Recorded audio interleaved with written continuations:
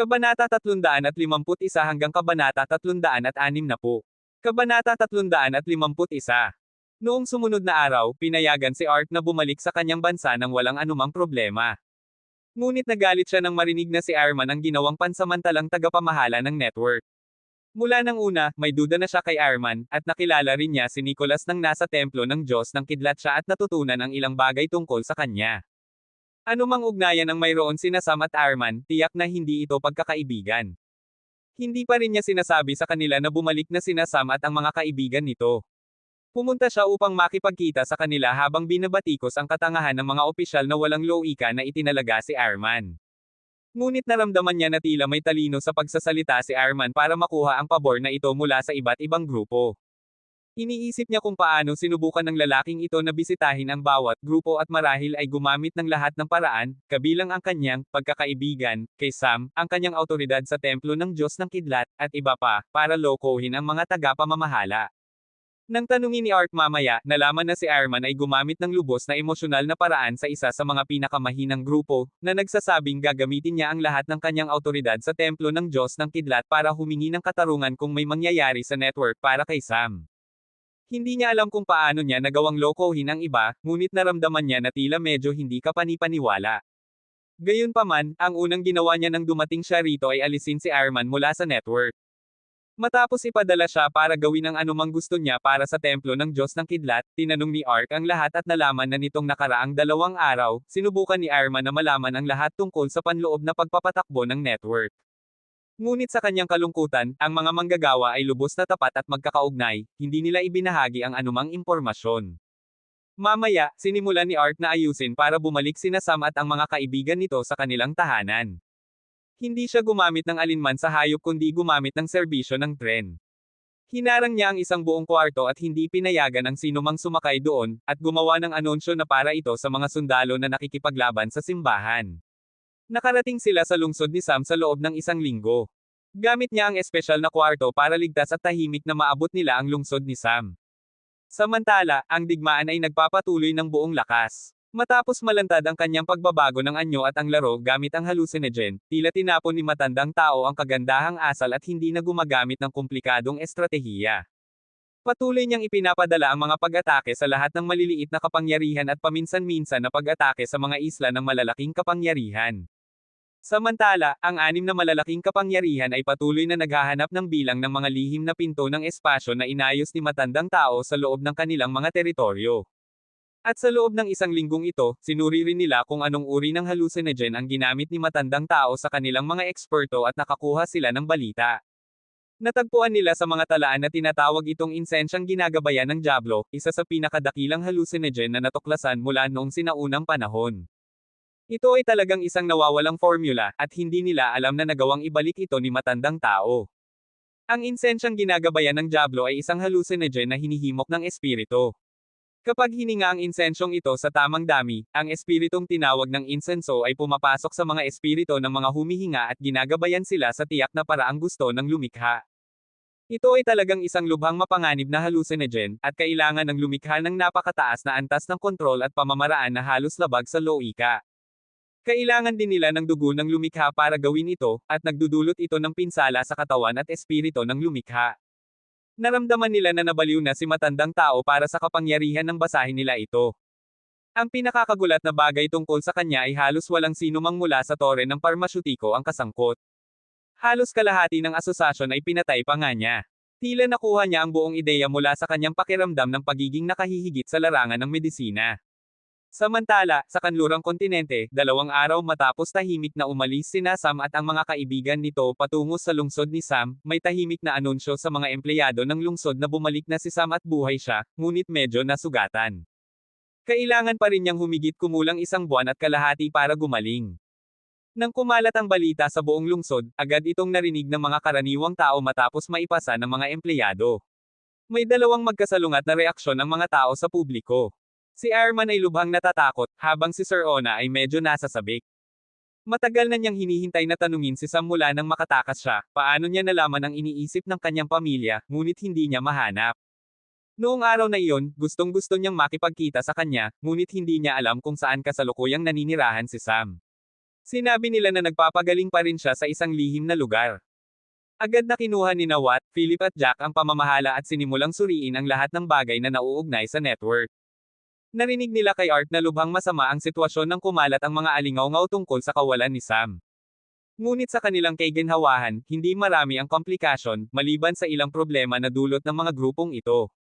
Bagamat hindi lumitaw si Sam, ang presensya ng tatlo ay sapat na para ipakita nila ang kanilang pinakamagandang pag-uugali. Sa kanilang isipan, ang apat ay hindi maaaring paghiwalayin, at kung talagang patay na si Sam, imposibleng nandito sila nang hindi iniisip na humingi ng katarungan.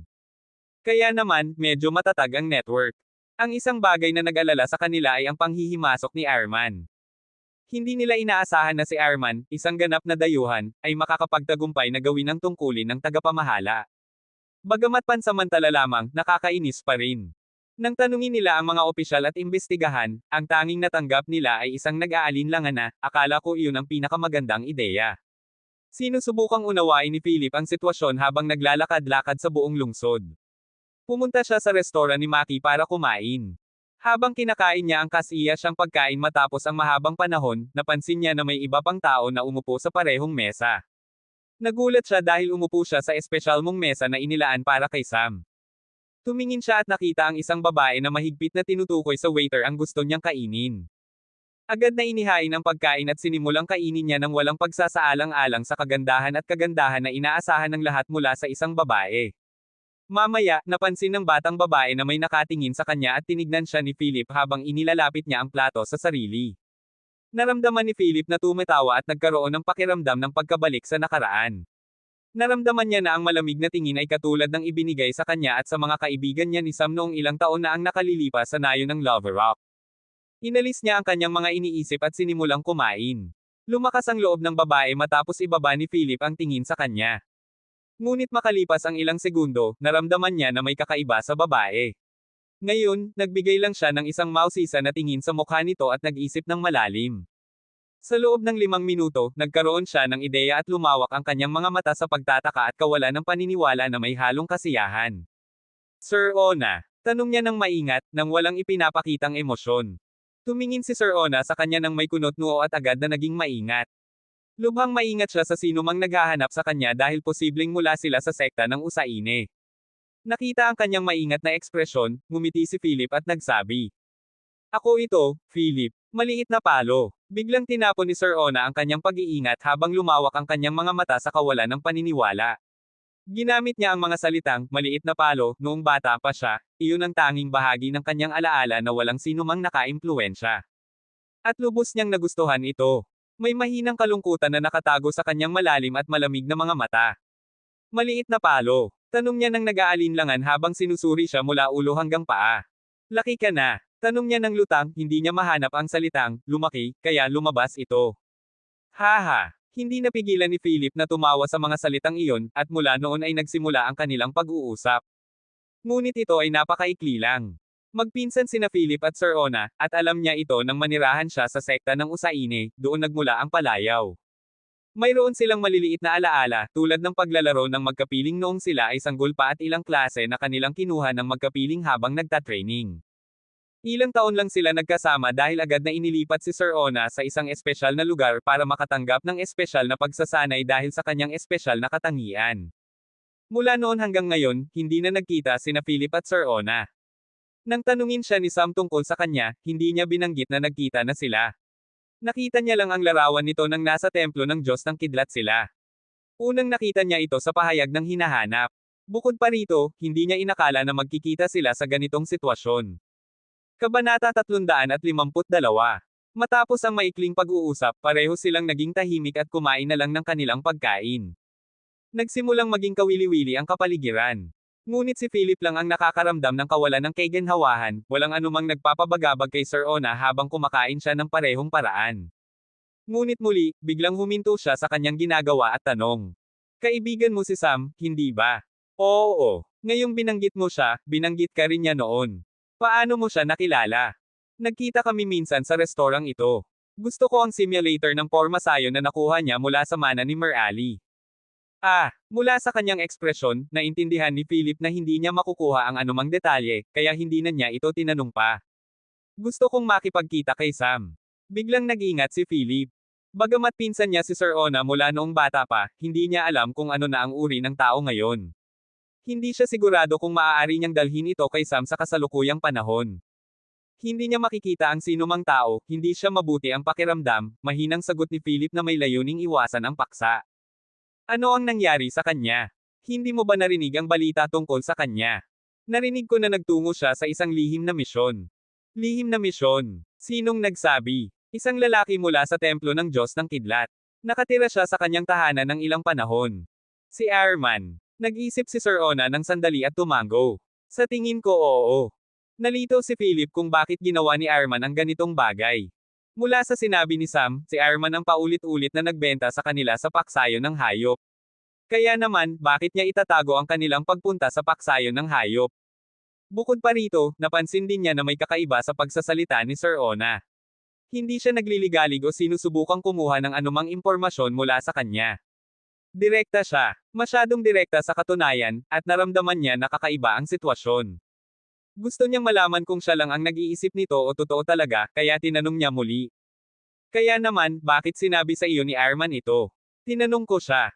Tinanong mo siya. Pero bakit? Dahil mula siya sa templo ng Diyos ng Kidlat. Napatunayan ni Philip na talagang siya ito. Ang paraan ng pakikipag-usap ni Sir Ona ay napaka-mekanikal. Nagsimulang isipin niya kung ano ang naranasan nito matapos silang paghiwalayin sa sekta ng Usaine. Nagtahimik si Philip ng sandali at tanong. Bakit ka nagkakaroon ng hidwaan sa sekta ng Usaine? Narinig ko na gumawa ka ng malaking pinsala sa sekta. Gusto nila akong patayin. Bakit nila gagawin iyon? Parang napili ka dahil tiwala silang magiging henyo ka. Malaki rin ang inilaan nila sa iyo. Bakit biglang gustong patayin ka? Dahil sinabi nila na wala na akong kontrol. Yan lang. Lalong nalito si Philip habang nakikinig kay Sir Ona. Hindi ito nagbibigay ng anumang detalye sa pag-uusap. Umiling siya at ayaw nang isipin ang sekta ng Usaine habang tanong. Bakit mo gustong makipagkita kay Sam? Kailangan kong tanungin siya ng isang bagay. Ano iyon? Sabi niya na kapag kinuha ko ang simulator ng Pormasayon, hindi nila maniniwala na hindi ko dinala ang espada ng anino. Kaya naman, sabi niya na kailangan kong maging maingat sa aking gagawin at sasabihin. Narinig ko ang pag-uusap ng pinuno ng sekta at hindi nila ako pinaniniwalaan, gustong-gusto nila akong patayin, kaya tumakas ako. Gusto kong malaman kung paano nalaman ito ni Sam. Sabi sa iyo ni Sam ang lahat ng iyon. Naramdaman niyang medyo naintindihan na niya ang sitwasyon. Lalo na ang pag-uugali ni Sir Ona. Parang matalino at lohikal na nag-iisip, ngunit kulang siya sa karaniwang karunungan. Habang iniisip niya kung bakit sinimulan ni Sam na kausapin ang isang babae na tulad nito, naramdaman niya rin na ang dalawa ay magkakasundo. Dahil parehong hindi maraming nagsasalita sina Sam at ang babae at nagbibigay lamang ng sagot sa pinakamababang salita, ang dalawa ay magiging isang nakakamanghang tanawin sa isang sitwasyon. Ngunit minsan ay nagbibiro si Sam at nangmumura kapag nababagabag, ngunit hindi niya nakita ang anumang emosyon sa mukha nito. Maliban noong sinabi niyang siya ay maliit na palo, hindi niya nakita ang anumang uri ng emosyon anuman ang pinag-uusapan nila. Kahit noong pinag-usapan nila na gustong patayin siya ng sekta, hindi ito nagpakita ng kahit na kaunting galit o pagkabagabag. Naramdaman niya na napakahirap niyang unawain. Kailan ko makikita si Sam? Tanong niya muli nang mapansin ang kanyang katahimikan. Hindi ko alam. Maaaring isang buwan pa. At least iyon ang sinabi ng manggagamot. Makikita kita mamaya. Umalis si Sir Ona sa lugar matapos ang pag-uusap. Samantala, sa isang hotel kung saan nakatira si Arman, gumugulong siya sa kanyang kama ng nababagabag. Nasa silid na siya mula nang malaman ang pagdating ni Sam. Hindi niya alam kung ano ang gagawin sa kasalukuyang panahon. Nakakuha siya ng balita na ang buong mundo ay nasa digmaan na ngayon. Ayaw niyang bumalik sa templo ng Diyos ng Kidlat sa kasalukuyang panahon dahil tiyak na hindi ito ligtas para sa kanya. Marami siyang kalaban sa templo ng Diyos ng Kidlat at sa panahon ng digmaan ay magiging maluwag ang mga paghihigpit. Kasabay nito, ang balita ng pagbabalik ni Sam ay siguradong narating na ang templo ng Diyos ng Kidlat. Ngayon, hindi na nila iniisip na saktan siya. Dahil, ang mga taong nakasagupa sa isang malaking kapangyarihan at nabuhay ay mabibilang sa isang kamay, ngunit si Sam ay bumagsak sa isang malaking kapangyarihan, pumatay ng kalahati ng mga tauhan nito, at bumalik pa rin. Kaya naman, nagpasya si Arman na umalis lamang sa lugar na ito kapag sigurado na siyang makakahanap ng solusyon. Habang nag-iisip si Arman, naramdaman niya na hindi ito malaking bagay at lumitaw ang ilang ideya. Kung talagang maayos si Sam, hindi ba ito madali para siyang pumunta at hanapin lalo na't nasa teritoryo niya ito? Lalo na, sinubukan ni Arman na pumasok sa network at imposibleng hindi alam ni Sam ito. Biglang nagkaroon ng isang ligalig na ideya si Arman, naramdaman niya na maaaring nasa isang kalagayan si Sam na hindi siya makagalaw. Maaari siyang nasa koma habang nagpapagaling, kung hindi, malamang na may dumating na para sa kanya. Para subukan ang kanyang teorya, naramdaman niya na kailangan niyang gumawa ng isang bagay. Kaagad na lumabas si Arman ng hotel nang mabuo ang kanyang mga ideya. Matapos siyang umalis, pumasok ang isang tao sa silid at maingat na inalis ang insenso na inilagay doon. Nagdaan ang mga araw. Natatanggap ni Ark ang mga balita tungkol sa digmaan mula sa templo ng Diyos ng Kidlat. Tungkol sa pag-unlad sa loob ng bansa, walang anumang pag-atake hanggang ngayon at nahuli nila ang 3 sa 4 na tao na nananatili pa rin sa bansa. 2 sa kanila ay walang anumang impormasyon, at ang ika-4 ay naglalaban ng husto para sa pamamaraan na ginagamit nila para kunin ang mga alaala. Napakalakas ng kalagayan ng kanyang isip para makuha nila ito. Ilang linggo na at 1 buwan na lang ang natitira bago gumaling si Sam. Ngayon, nagpupulong si Philip kasama si Ark sa lungsod ni Sam. Pumunta siya rito para tingnan kung lumago na si Sam. Matapos malaman ang sitwasyon, nag-uusap sila tungkol sa pagpapatakbo ng network at iba pa. Biglang tumawag si Ark. Ginoo, nakakuha na kami ng impormasyong kailangan namin tungkol sa huling tao. Sino siya? Maliwanag na nagalak si Ark. Ang tungkulin ng huling tao ay hindi talagang ikalat ang mga tagasunod o iba pa. Mayroon siyang ganap na naiibang tungkulin, at iyon ay sirain ang network mula sa loob. Trabaho niya sa isang hotel sa lungsod ni Sam at tila siya ang tagapamahala doon. Tila mayroon siyang insensyang ginagabayan ng dyablo. Aling hotel? Ang pinakamalapit sa tore ni Sam. Agad na kumilos sina Ark at Philip at tumakbo patungo sa hotel. Noong dumating sila doon, tila naghihintay na sa kanila ang tagapamahala. Hindi siya nagulat sa kanilang presensya. Sabi ko na sa kanila na imposibleng harapin ang bansang ito ng tahimik, hindi nila ako pinakinggan. Ngayon, nahuli na kami ng mas maaga kaysa sa kanilang inaasahan. Hawakan ni Ark siya at ang unang ginawa niya ay suriin ang dami ng insenso sa kanyang singsing na espasyal. Para saan mo ginamit ang insensong ito? Iyon. Napakalakas nito. Noong una, sinubukan kong gawing pansamantalang pinuno ng network ang lalaking si Arman na sinusubukang hawakan ang network. Nag-ana ito. Halos lahat ng grupo ay nagpulong dito at madali akong naka-impluwensya sa kanila. Ngunit nabigo ang plano ng husto dahil bumalik kayo ng mas mabilis kaysa sa aking inaasahan. Alam mo ba, ginamit ko ang insensong ito 1 linggo na ang nakalilipas. At ang epekto ay dapat makita ngayon. Kabanata 353. Kaagad na tumawag kay Philip matapos makapag-usap ang tagapamahala, mula kay Watt. Pumunta ka sa istasyon ng tren. Parang may nag-alis ng mga riles at darating ang tren sa loob ng 1 oras. Pupunta na ako rito. Pinatay niya ang tawag nang hindi binibigyan ng pagkakataong sumagot si Philip. Sumunod din si Ark kay Philip. Ipinagkatiwala nila ang tagapamahala sa isang tao para bantayan at umalis para suriin ang sitwasyon sa istasyon ng tren. Noong dumating sila doon, naroon na sina Watt at Jack. Malaking bahagi ng mga riles ang sira. Saklaw nito ang buong bahagi kung saan nagpapabagal ang tren. Lumapit si Philip kay Watt at tanong, ano ang sitwasyon? Inabisuhan namin ang piloto na nagpapatakbo ng tren at inilipat din namin ang mga riles. Bagamat nalutas na ang problema ngayon, hindi namin ito magagawa ng matagal. Kailangan nating alisin ang sira na riles at ilagay ang mga bago ng mabilis para hindi tayo mahirapan sa mga pagkaantala at hindi na kailangang ipaayos ang mga riles. Habang sila ay nag-uusap, ang mga manggagawa na may pananagutan sa pagpapanatili ng riles ay dumating na para alisin ang sira na riles at sinimulan na ang pagtatayo ng mga bagong riles. Habang sinusuri nila ang sitwasyon, nakakita sila ng isang tao na walang malay sa isang sulok ng istasyon, siya ang dapat na nagmamanage ng mga riles. Sinaktan siya at may malaking sugat sa leeg.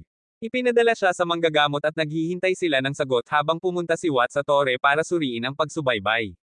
Nag-iimbestiga pa rin sina Philip at Jack sa sitwasyon sa istasyon nang tumawag muli sila. Ngayon, mula kay Maki. May nagbabasag ng mga pormasayon sa labas ng restoran at isang babae ang nakikipagharap sa kanya.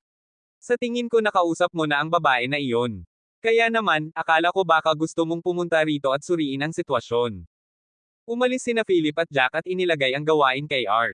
Sa loob ng ilang minuto, naroon na sila malapit sa restoran ni Maki. Doon, inilabas ni Sir Ona ang kanyang manika na may taybak habang nakikipaglaban kay Arman na nakatayo ng may kalahating transparenting asul na talam sa kamay.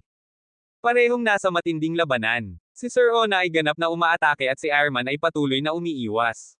Sa sandaling iyon, sabay na tumawag sina Philip at Jack, isa mula kay Watt at isa mula kay Ark. Parehong nakakuha sila ng resulta. Ang nag-alis ng mga riles ay talagang si Ironman. Nang mapansin ni Ironman ang pagdating ni na Philip at Jack, agad siyang tumakas patungo sa lungsod ni Sam. Ayaw niyang harapin sila sa kasalukuyang panahon. Hindi sinundan ni Philip siya, kumuha lang siya ng isa pang token para sa komunikasyon at nagbigay ng tagubilin. Isagawa ang mga pormasyong pangdepensa at ipasara ang lungsod. Matagal na akong nababagabag ng lalaking ito at ngayon ay parang peste na siya. Gamitin lang ang lahat ng sistema ng seguridad ng lungsod para atakihin siya kapag nakita, walang kailangang pigilan. Hilingin sa lahat ng opisyal ng seguridad na pumunta sa kanilang pang-emerhensyang posisyon. Dapat malaman ng mga lalaking ito na hindi basta-basta ang makagambala sa bagay na pag-aari ni Sam kahit na hindi niya ito maipagtatanggol ng mag-isa. Kinuha ni Philip ang pananagutan bilang pinuno ng seguridad matapos silang bumalik, kaya may bukas na kanal para sa komunikasyon para sa lahat ng tauhan ng seguridad. Ngayon, ang plano niya ay gawing malungkot si Ironman. Matagal na siyang nagiging problema. Bukod pa rito, mayroon pa rin silang hidwaan. Sapat na napigilan nila ang sarili na humingi ng katarungan sa kanya. Nagiging maingat lang sila dahil sa kalagayan ni Sam at naramdaman na hindi magandang oras para makipag-away sa templo ng Diyos ng Kidlat. Ngunit ngayon, ang lalaking ito ay lumalampas na sa hangganan. Ang buong lungsod ay ipinasara na. Nang tumakas si Ironman patungo sa pintuan ng lungsod, sarado na ito at kahit anong pagsubok niya, hindi ito babukas, at ang mga bala ay inilalagay na sa mga baril na nakatutok sa kanya. Maraming kanon at rifle na nakalagay sa mga pader ng pintuan at ang tanging layunin nila ay pigilan ang lalaking ito.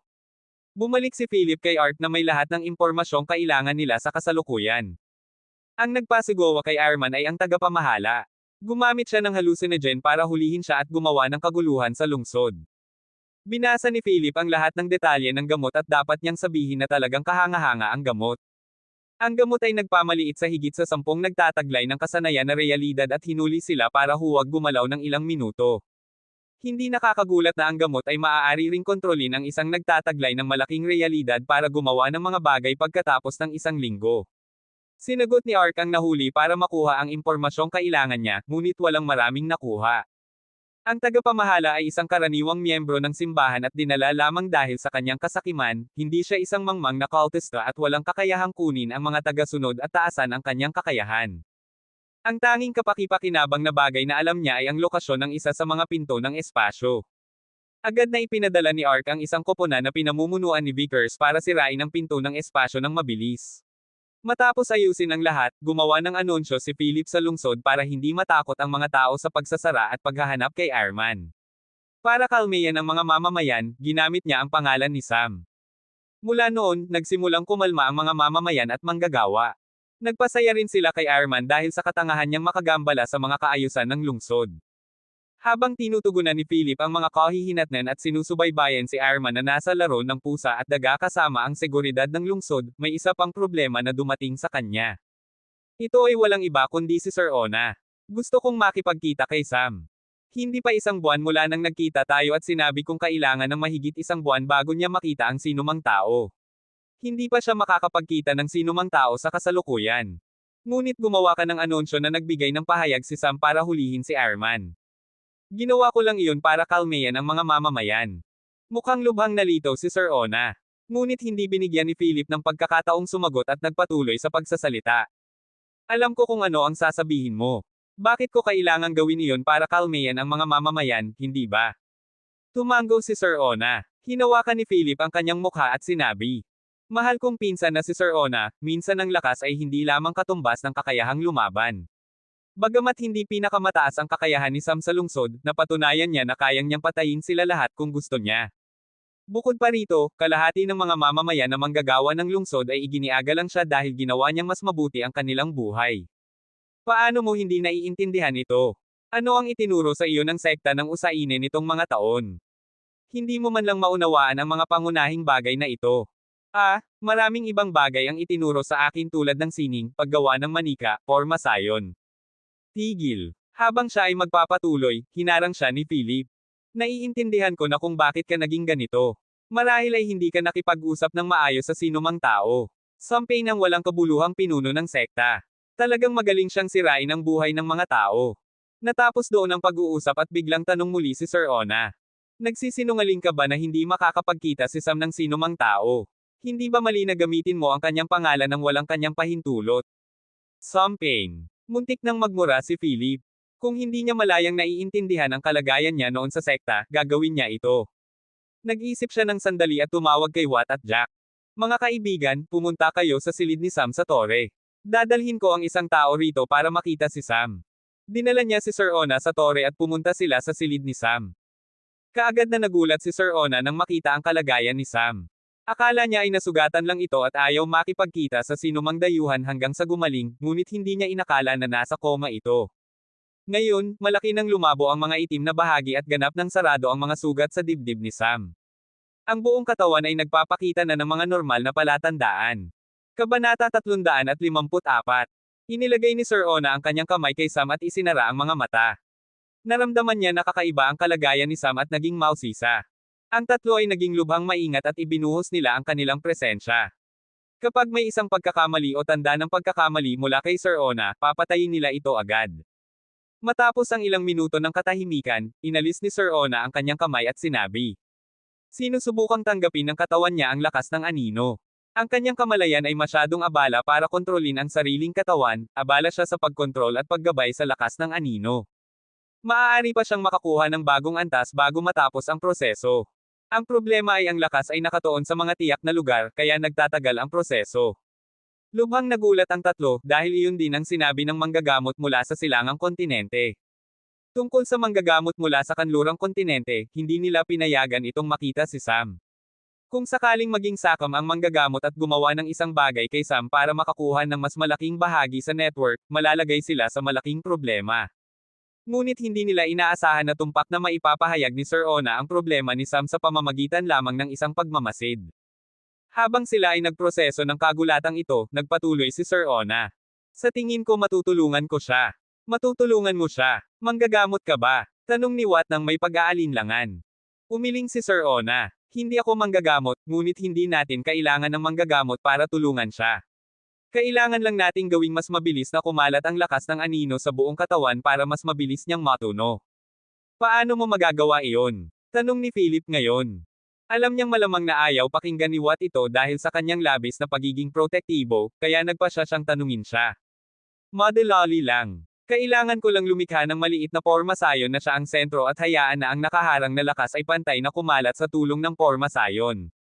Paano kita maaaring tiwalaan na hindi ka nagpapanggap lang para saktan siya? Tanong ni Watt bago pa man makapagsalita ang iba. Nakita niya ng diretso kung gaano kalaki ang pinsalang maaaring dulot ng pagbabalik ng porma sayon. Sa katunayan, ginamit nila ito para sirain ang lahat ng infrastruktura sa loob ng paksayon ng hayop. Hindi niya matitiwalaan si Sir Ona basta-basta dahil nais nitong lumikha ng porma sayon sa paligid ni Sam na may layuning tulungan siya. Hindi siya handang tiwalaan ang sinumang tao ng ganito kadali, lalo na't sigurado siyang majay gising si Sam sa loob ng isang buwan. Bakit ko gustong saktan siya? Tanong ni Sir Ona sa kanya nang may tunay na pagkalito sa mukha. Biglang nawala ang pagkakataon ni Watt. Paano niya malalaman kung bakit gustong saktan ni Sir Ona si Sam? Iyon lang ang kanyang kalituhan na nagsasalita. Paano niya masasagot ang tanong nito? Hinaila ni Philip si Watt patungo sa isang sulok at nagsimulang magsalita. Mukha man hindi, importante siya sa sekta ng Usaine. Dalubhasa siya sa porma sayon, sining, at kahit nasa ilang inskripsyon. Minsan niyang sinira ang kalahati ng sekta ng Usaine at tumakas mula doon para pumunta rito. Bakit niya ginawa iyon? Tanong ni Watt nang nagtataka. Well, dahil ang ating minamahal na si Sam ay parang naramdaman na may kakaiba sa kanyang posisyon sa sekta at nagbigay sa kanya ng ilang tagubilin. Mula sa sinabi niya sa akin, naramdaman ng sekta na hindi na nila kontrolado siya at gustong patayin siya para malutas ang problema. At parang hula ni Sam ito at sinabi sa kanya ng maaga. Bumalik siya rito para malaman kung paano nalaman ni Sam na mangyayari ito. Ano ang ibig mong sabihin? Talagang hindi niya alam ang lahat ng nangyayari sa paligid niya. Well, iyon ang kasalanan ng sekta. Sa aking hula, tiyak nilang pinayagan siyang lumaki ng ganito, kinokontrol nila ang kanyang pag-iisip mula noong bata pa siya para isipin lang niya ang lahat ng kapaki-pakinabang na bagay para sa sekta. At tiyak nilang hindi niya iniisip ang sarili, ang kanyang kagalingan, at ang kanyang emosyon. Ito ay aking hula, ngunit sigurado akong hindi ito malayo sa katotohanan. Nag-isip si Watt ng sandali at tanong kay Philip. Paano ako makakapaniwala na hayaan siyang lumikha ng porma sayon sa paligid ni Sam? Ang sinasabi ko ay walang motibo siyang gawin ito. Sa katunayan, mas gugustuhin niyang sabihin diretso kung gusto niyang patayin ang isang tao, hindi niya gagastusan ng oras para makapagplano at makapagbalak. Iyon ang kanyang ugali. Sa tingin ko sapat na iyon para tiwalaan siya. At nagsasalita ang kanyang kadalubhasaan. Kadalubhasaan. Malamang na hindi mo alam, nang nasa templo ng Diyos ng Kidlat tayo, nakakuha tayo ng pahayag ng hinahanap tungkol sa kanya. Sinabi ng sekta ng Usainin na nagbalak siya laban sa sekta, at alam mo ba kung paano? Lumikha siya ng maraming bitag na porma sayon sa loob ng sekta nang hindi nila alam. Magaling siya sa kanyang ginagawa. Sa tingin ko, kung sinabi niyang may paraan para magising siya ng mas maaga, dapat nating tanggapin ito. Nagpapatuloy ang digmaan. Hindi natin alam ang tungkol sa kaaway, kahit ang 6 na malalaking kapangyarihan ay hindi sigurado tungkol sa digmaang ito. Kailangan nating magising si Sam ng mabilis. Manghihinayang na sumang-ayon si Watt sa panghihikayat ni Philip, at si Sir Ona na handang lumikha ng maliit na porma sayon ay naghahanda na ng mga materyales. Ngunit habang siya ay naglalagay ng porma sayon, naramdaman ng tatlo na nagtatake sila ng malaking panganib. Dahil ang mga bandila ng porma sayon na ginamit ni Sir Ona ay talagang maliit at mahigit sa kalahati ng mga node ay nasa katawan ni Sam. Lumikha siya ng napakaliit na porma sayon na halos lamang sakop ang katawan ni Sam. Habang napanood nila ang pormasyong nagliliwanag sa ibabaw ni Sam, nakita nila na ang mga itim na bahagi na nanatiling tahimik mula noon ay nagsimulang lumawak at naging malabo ang kulay. Parang natunaw na pintura. Tulad ng kapag ikinakalat ang makapal na pintura sa isang lugar patungo sa iba pang bahagi, nagiging mas magaan ang pintura, nagiging mas magaan din ang mga itim na bahagi. Maliban na lang ngayon, wala nang mga bahagi na natitira. Ganap na nagbago ang kulay ng katawan ni Sam at malapit nang mawala ang katatagan ni Watt, na nag-iisip na baka may nangyari sa kanya. Si Philip at Jack na mas mahinahon ay naintindihan na kailangan nilang maghintay ng kaunti para malaman ang tunay na nangyayari. Ngunit nagtatakot din sila. Karamihan sa mga node ay nasa katawan ni Sam at kung babagsak ang porma sayon, ang kanyang katawan ang tatanggap ng malapit na pagbabalik ng epekto. Ngunit matapos ang mahigit 1 oras ng pagmamasid, napansin nila na ang buong balat ni Sam na naging magaan na kulay ng itim ay naging mas malabo at mas magaan pa. Maliit ang pagbabago, ngunit nakikita nila ito. Sa tingin ko Majay gising siya sa loob ng 1 linggo, mahinahong sinabi ni Sir Ona. Talagang nagulat ang tatlo, hindi nila alam na kayang niyang gawin ito. Bagamat kumbinsido ni Philip silang tiwalaan siya, inaasahan lang niyang papabilisin niya ang proseso ng 1 linggo. Ngunit tila matatapos ang proseso sa loob ng 1 linggo. Hindi niya inakala na ang isang dalubhasa sa porma sayon ay makakapagpagaling kay Sam. Naramdaman ni Watt na nagastos nila ang maraming oras at dapat nilang konsultahin ang isang dalubhasa sa porma sayon ng matagal na. Hindi nila alam na walang dalubhasa sa porma sayon ang magiging matapang na gumamit ng bahagi ng katawan o ng katawan mismo bilang node para pagalingin ang isang tao. Sa katunayan, walang dalubhasa sa porma sayon ang susubukang gamitin ang kanilang kaalaman para pagalingin ang isang tao. Dahil lamang sa kanyang maraming nalalaman at mga ideyang hindi karaniwan, nakaisip si Sir Ona ng paraang gumamit ng mga bahagi ng katawan ni Sam bilang node at ang buong katawan niya bilang sentro para pagalingin siya. Kung ipapakita nila ito sa sinumang tao, magiging baliw ang asosasyon ng porma sayon at sisimulang kritikan ang dalubhasa sa porma sayon na gumawa nito. Hindi nila magagawang eksperimento sa isang tao ng ganito. Ngunit hindi alam ng tatlo ito, ngunit naramdaman pa rin nila na may kakaiba sa ginawa ni Sir Ona. Ngunit dahil hindi nila matukoy ang pagkakamali, pinili nilang baliwalain ito ng ganap. Matapos tugunan ito, inayos ni Philip ang paninirahan ni Sir Ona sa loob ng tore, sa katunayan, inayos niya ang isang silid sa kanyang palapag. Hindi ito dahil sa pasasalamat kundi dahil sa kanilang kalituhan. Ayaw nilang mangyari ang anumang bagay kay Sam, at kung may mangyayari sa kanya, maaari nilang ipanagutan siya doon. Matapos ayusin ang kanyang paninirahan, pumunta si Philip para tugunan si Arman na patuloy na tumatakas. Ang tanging daanan palabas ng lungsod ngayon ay sa pamamagitan ng tren, ngunit nakatala na ang kanyang mukha doon at hindi siya papayagang pumasok. Kung gusto niyang tumakas, maaari siyang lumabas ng lihim sa pamamagitan ng pasukan o umakyat sa matataas na pader. Ngunit parang hindi posible ang alinman sa dalawa. Inutusan lang ni Philip na habulin siya para gawing malungkot. Hindi niya pinapalaya ng ganap at hindi rin niya pinapatay agad. Kabanata 355. Si Arman ay nagdudulot ng pinakamasamang panahon sa kanyang buhay. Hindi niya magawang malayang lumakad sa mga kalye, dahil mayroong hindi bababa sa isang Mama Meryl na nakatutok sa kanya kapag siya ay lumitaw. Iniisip niya kung paano makakatakas, ngunit hindi niya mahanap ang anumang paraan. Nahihirapan siyang magtago ng ilang sandali bago siya habulin. Lubhang nag-aalala siya sa lahat ng ginawa niya. Kahit na ang mga bagay na ginawa niya noong nakaraang araw. Sinira niya ang riles ng tren nang umaasa na magdulot ng aksidente, ngunit maling oras ang kanyang ginamit at madali nilang naayos ang problema bago mangyari ang pagbangga. Hindi niya alam kung ano ang iniisip niya nang ginagawa niya ito, naramdaman niya lang na gustong gawin at walang dahilan para huwag gawin. Ngunit ngayon, makakapag-isip siya ng 12 dahilan para huwag gawin. Parang sinasakop siya ng isang espiritu. Si Arman, na malayo sa templo ng Diyos ng Kidlat, ay malinaw na hindi nakakuha ng impormasyon tungkol sa insensyang ginagabayan ng Diablo. Sa katunayan, hindi rin siya nag-aalala tungkol sa digmaan. At sa kanyang kasalukuyang sitwasyon, kahit na gustong-gusto niyang mag-isip, hindi niya magawa.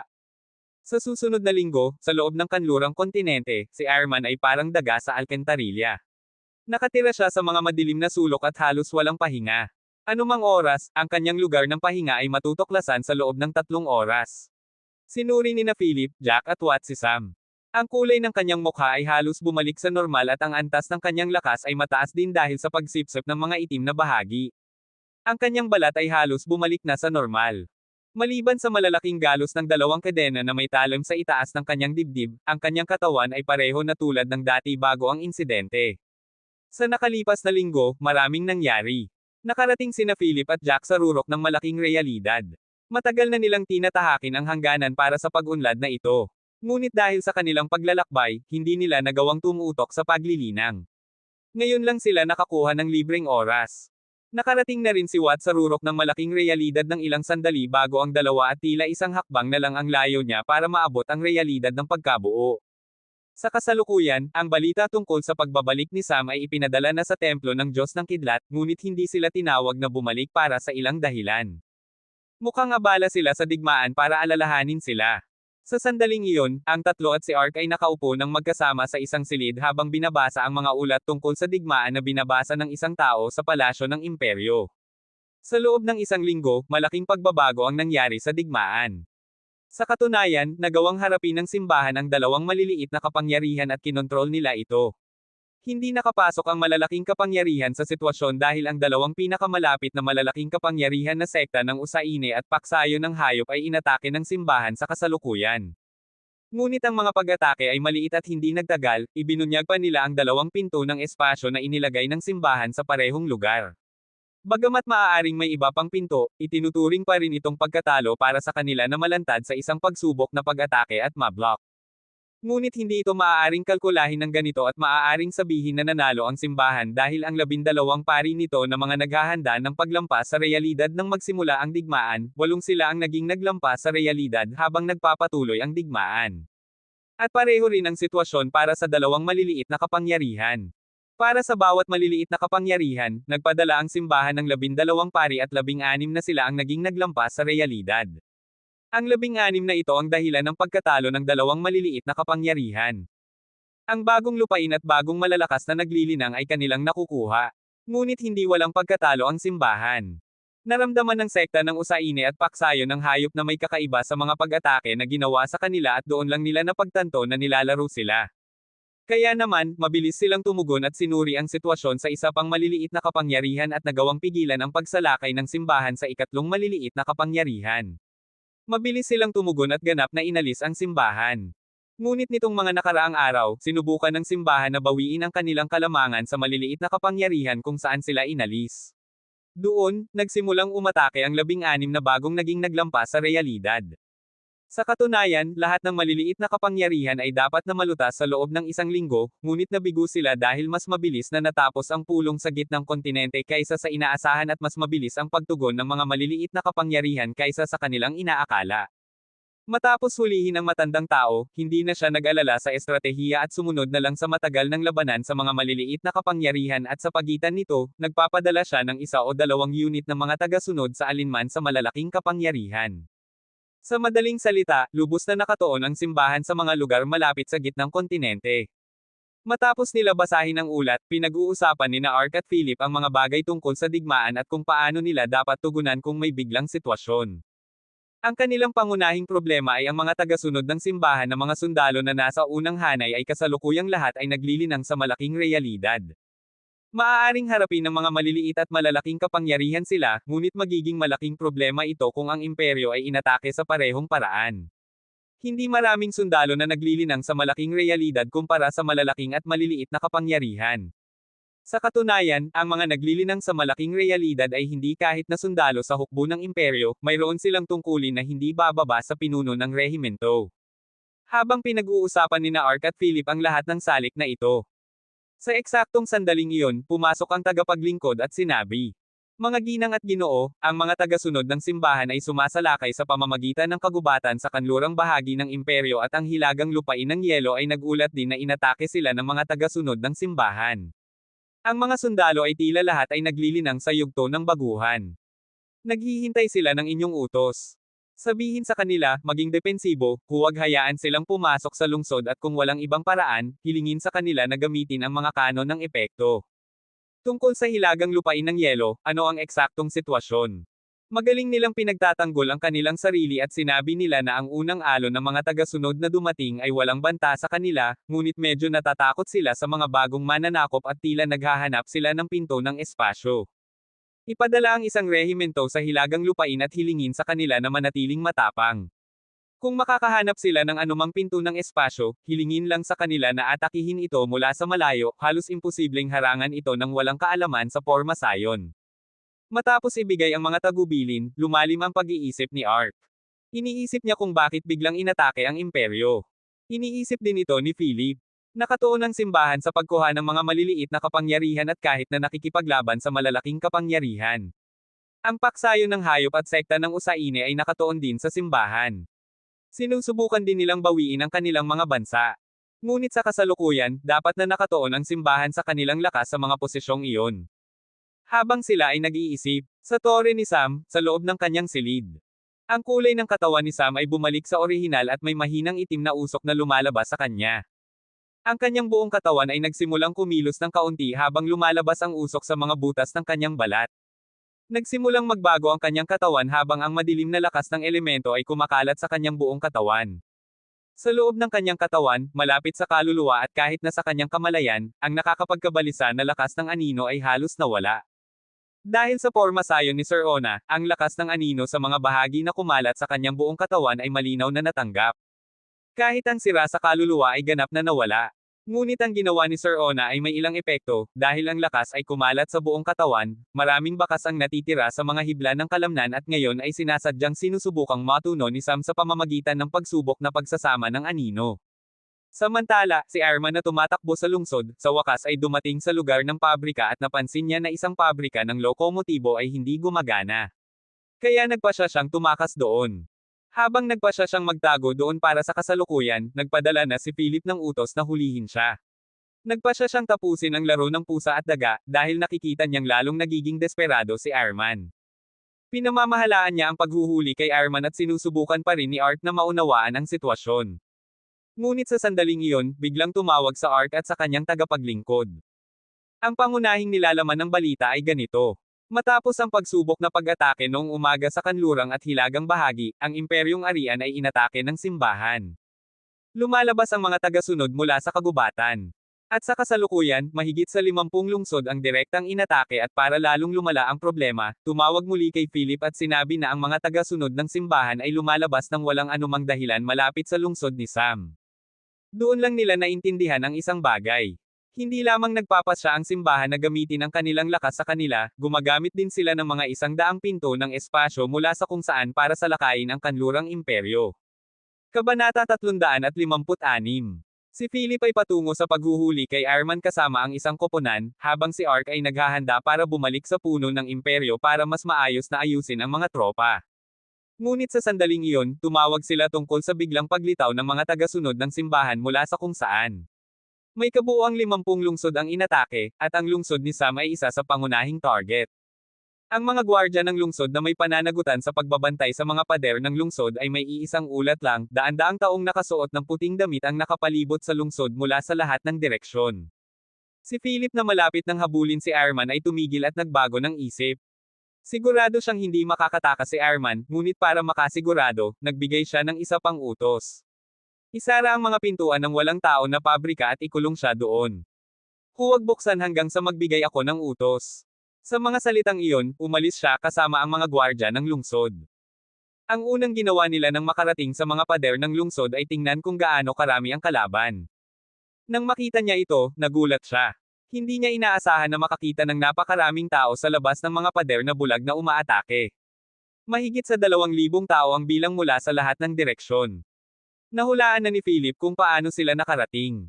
Dahil sinuri na nila ang paligid at kahit sa kagubatan ay walang pinto ng espasyo. Ang mga 100 na pinto ng espasyo ang tanging paraan. Ngunit mayroon siyang isa pang tanong, ang mga malalaking kapangyarihan ay may lamang simpleng 100 na pinto na maaaring magpadala ng isang koponan lamang. Ngunit ngayon, ang matandang tao, dating pinuno ng Asosasyong Parmasyutiko ng planeta, ay nakakuha ng pinto ng espasyo na may malaking kapasidad. Inalis ni Philip ang kanyang mga iniisip habang nagsisimula siyang ayusin ang mga gwardya ng lungsod sa mga pader. Matapos ang proyekto ni Sam, ang bawat lungsod ay may mga kanon ng epekto sa mga pader, at ang lungsod ni Sam ay may higit pa. Sa paligid ng lungsod, ang pader ay ganap na nilagyan ng mga kanon ng epekto at ang mga mamameril ay nakaposisyon na para umatake. Matapos ang unang kalituhan, lahat ay kumalma na. Kahit ang bilang ay hindi na nakakatakot tulad ng unang paglitaw nila. Nagbigay si Philip ng senyal na bumaril, at ang dagok ng mga granada ng epekto ay nagsimulang tumama sa dagat ng mga nakasuot ng puting damit. Ngunit parang hindi nila pinapansin ang mga pag-atake, patuloy pa rin silang bulag na umaatake na parang nakasalalay ang kanilang buhay. May isa pang bagay na napansin ni Philip. Kapag ang isang tagasunod ay malapit ng mamatay, ang pinakamalapit na tagasunod ay sumisipsip ng lakas nito, at ang taong dapat nang mamatay ay nagiging mga patay na nabubuhay at ibinabato sa lungsod para magdulot ng pagsabog. Huwag tumigil matapos mong tumama sa mahalagang bahagi. Kung nakakakita ka ng namamatay, bumaril ka ulit. Huwag magpakita ng awa. Kasama ng mga granada ng epekto, paminsan-minsang ibinabato ang mga granada ng metano sa karamihan. Sa ganitong paraan, ang 2,000 tao ay madaling natapos ng mga kanon at arma sa loob ng 1 oras. Hindi pa rin nakatawid ang digmaan sa pader ng lungsod at halos tapos na. May ilang tagasunod na nagtaas ng kanilang kakayahan habang naglalaban at nakaligtas sa karaniwang granada, ngunit mahina pa rin sila laban sa mga granada ng epekto. Isang espesyal na koponan na pinamumunuan ng isang naglilinang sa realidad ng pagkabuo ang nagtatarget sa kanila para tapusin. Si Art na nakakita ng buong senaryo ay lubhang naginhawa at umalis sa kanyang hayop para pumunta sa puno ng imperyo. Dumating siya sa kanyang hayop na naglampas sa realidad para makatipid ng oras. Makakabalik siya sa puno ng imperyo sa loob ng 2 araw kung tatakbo siya ng buong bilis. Ngunit kaagad na umalis si Art, ang sitwasyon ay nagbago muli. Bagamat ganap na kontrolado ang sitwasyon sa ilalim ng pader, biglang nagbago ang kapaligiran, at bago nila napagtanto, may pagsabog malapit sa istasyon ng tren. Nagbigay na si Philip ng utos na ihinto ang serbisyo ng tren pansamantala, at ang mga tren ay nasa istasyon ng walang pasahero. Nang marinig nila ang biglang pagsabog, lubhang natakot sila.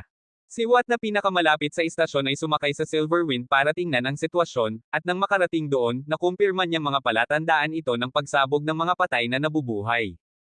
Ngunit ang problema ay kung paano nakapasok ang tao ng malalim sa lungsod. Agad na dumating ang sagot. Habang nakalutang pa rin si Watt sa hangin, nakita niya ang isang taong nakasuot ng puting damit na lumitaw mula sa kung saan at sumabog ng ilang metro mula sa kanya. Sa kabutihang palad, maingat siya at nakalayo para malabas sa saklaw ng pagsabog. Agad niyang tinawag sina Philip at Jack para iulat ang sitwasyon. Ginagamit nila ang pinto ng espasyo para ibato ang mga patay na nabubuhay sa lungsod. Ang pagsabog sa istasyon ay dulot nito. Pakshet, Watt, pumunta ka at tingnan si Sam kung may palatandaan na siya ay madyay gising. Kailangan nating isagawa ang mga paghihigpit ng lungsod at ganap na isagawa ang mga pormasayon, ngunit siya lang ang makakapagawa nito agad, matatagalan tayo. Kung hindi siya nagigising, hilingin mo kay Sir Ona na suriin ang kanyang kalagayan. Sinabi ni Philip kay Watt bago tumutok muli sa pader ng lungsod. Matapos ayusin muli ang lugar, bumalik siya sa lungsod para isagawa ang mga paghihigpit. Ang mga 100 na pinto ng espasyo ay may sariling kahinaan, at nalaman niya ito nang nasa templo ng Diyos ng Kidlat sila. Nang malaman niyang pupunta sila sa paksayo ng hayop sa pamamagitan ng 100 na pinto ng espasyo, nag-research siya at nakakuha ng maraming impormasyon. Maliban na lang kung may tiyak na marka na inilagay ng gumawa ng pinto ng espasyo, walang paraan para ang 100 na pinto ng espasyo ay baliwalain ang mga pisikal na paghihigpit na nabuo dahil sa mga porma sayon. Lubhang abala sina Philip, Watt at Jack dahil may mga paghihigpit silang maaaring isagawa, ngunit hindi ito sakop ang buong lungsod. Ang mga paghihigpit na ito ay hindi sakop ang itaas na bahagi ng lungsod, karaniwang sakop nila ang maliliit na lugar sa loob ng lungsod. Ngunit patuloy pa rin nilang isinasagawa ng mabilis. Ngunit makalipas ang ilang minuto, nagsimulang silang umiti. Si Watt na pinakamalapit sa tore at malapit nang makarating sa silid ni Sam ay tumigil. Dahil ngayon, ang mga patay na nabubuhay ay bumabagsak mula sa langit at nahuhulog sa mga random na lugar. Naramdaman nila ang kawalan ng pag-asa. Ngunit sa eksaktong sandaling iyon, bumukas ang kabuulan ng tore at isang malaking globo ng salamin ang ipinakita sa lahat. Ang sikat ng araw ay mahinahong bumabagsak sa globo ng salamin at nagniningning sa buong lungsod. Biglang lumabas ang mga sinag ng liwanag mula sa globo at tumama sa lahat ng patay na nabubuhay na bumabagsak. Bago pa man sila makahawak sa lupa, halos kalahati ng kanilang katawan ay natuyo ng laser na nagmula sa tore. Lubhang naginhawa sina Philip, Watt at Jack. Alam nila kung sino ang nakagawa nito at lubhang nasa sabik. Agad silang pumunta patungo sa tore. Sa sandaling iyon, ang porma sayon ng buong lungsod ay isinaaktibo na ang tore ang sentro, at makikita ang ilang antas ng paghihigpit na nabubuo habang ganap na isinaaktibo ang lahat ng pormasyong pangdepensa. Ilang minuto nang nakalilipas, si Sam na naglalabas ng itim na usok at ang kanyang katawan ay dumadaan sa ilang kababalaghan, biglang nagbukas ng mga mata. Ngunit nang buksan niya ang mga mata, naramdaman niyang mahina ang kanyang buong katawan at naging maingat sa kanyang kapaligiran. Hindi niya maalala ang anumang bagay maliban sa katotohanan na ginamit niya ang Shadow World Transverse at nasaroon ang lakas ng mundo ng anino. Ang huling bagay na niya naalala ay ang pagsusuri sa kanyang sariling katawan bago ilabas sina Watt, Philip at Jack mula sa banal na dimensyon. Hindi niya alam kung kailan siya madyay-gising o saan siya madyay-gising. Ngunit inaasahan niyang makakulong siya sa isang hindi pamilyar na kapaligiran at nagising nang may mga iniisiping iyon. Ngunit kaagad na nagbukas ng mga mata, nasa isang lubhang pamilyar na kapaligiran siya, lalo na sa loob ng kanyang silid. Habang sinusubukang maunawaan ang sitwasyon, napansin niya na hindi niya magamit ang kanyang lakas ng kaluluwa. Kapag siya ay nagpapagana ng lakas ng kaluluwa, ganap itong kumakalat sa kanyang buong katawan. Doon lang niya napansin na may kakaibang porma sayon na inilagay sa kanya. Ang unang ginawa niya ay alisin ang porma sayon at tumingin sa salamin. Nang tumingin siya sa sarili, hindi niya napigilan na makaramdam ng kalungkutan. Ang kanyang mukha ay mukhang lubhang mahina, nawala ang lahat ng kalamnan, naging mapotla at mahina, at mukhang lubhang may sakit. Habang iniisip niya ang sarili, nais niyang tawagan ang tatlo, ngunit bago niya magawa, tumingin siya sa bintana at napansin na may mga bagay na bumabagsak mula sa langit. Nang maingat niyang obserbahan, napansin niya na mga katawan ng tao ito. Hindi niya alam kung ano talaga sila at bakit sila bumabagsak, ngunit naintindihan niya na ito ay masamang balita. Kaya agad siyang kumilos at ginamit ang isa sa mga paraan ng pag-atake ng tore para harapin sila. Pagkatapos, isinaaktibo niya ang lahat ng pormasyong pangdepensa ng lungsod at sa wakas ay hinanap ang kanyang token para sa komunikasyon para makipag-ugnayan sa kanyang mga kaibigan. Kabanata 357. Kinuha ni Sam ang kanyang token para sa komunikasyon at tinawagan ang kanal ng kanyang mga kaibigan. Uy mga kaibigan, hindi ko alam kung paano ninyo ako dinala rito, ngunit magaling. Pakibigyan ninyo ako ng pagkain mula kay Maki. Gutom na ako. Lubhang nagalak ang tatlo nang marinig ang kanyang boses, at si Watt na nasa Silverwind at patungo sa tore ay bumalik at pumunta sa restoran ni Maki para kumuha ng pagkain. Inayos niya ang lahat ng available na ulam doon at bumalik sa tore. Nang makarating sila sa tore, nasa shower si Sam at hindi siya lumabas ng mahigit 1 oras. Lumabas siya nang nakapagpagaling, at inihain ni Watt ang pagkain sa mesa. Minsan walang nagsalita. Ipinagpaliban nila si Sam na kumain habang nakikita nila siyang ubusin ang isang ulam pagkatapos ng isa. Matapos ang mahigit kalahating oras, natapos na ang kanyang pagkain. Sa wakas ay tumingin siya sa kanyang mga kaibigan na sabik na hinihintay siyang matapos, at sinabi. Ano na, mga kaibigan? Paumanhin. Talagang gutom na gutom ako. Yakap nila ang isa't isa, at matapos ang maikling pag-uusap, sa wakas ay napunta sila sa mahalagang paksa. Gaano na ako katagal na walang malay?